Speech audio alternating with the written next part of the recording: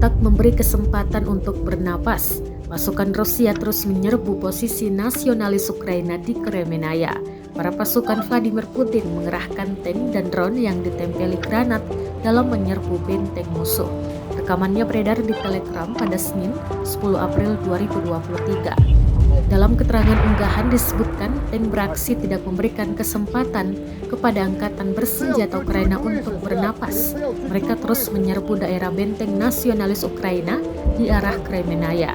Satu kru dari jarak hampir 100 meter dengan tembakan langsung menghancurkan benteng dan personel militer Ukraina. Bahkan ketika peluru musuh meledak di samping kendaraan tempur, para tanker tak beranjak dan dengan gagah berani terus berjuang hingga tugas selesai, klaim militer Rusia.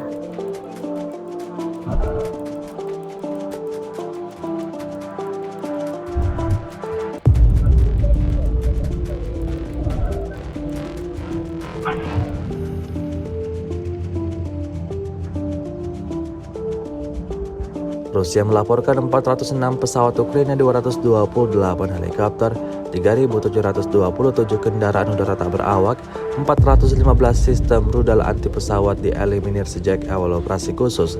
Dari kubu Kiev, Kementerian Pertahanan Ukraina melaporkan 670 tentara Rusia dieliminir dalam sehari terakhir. Total 178.820 prajurit Rusia meninggal sejak awal konflik hingga hari ke-411.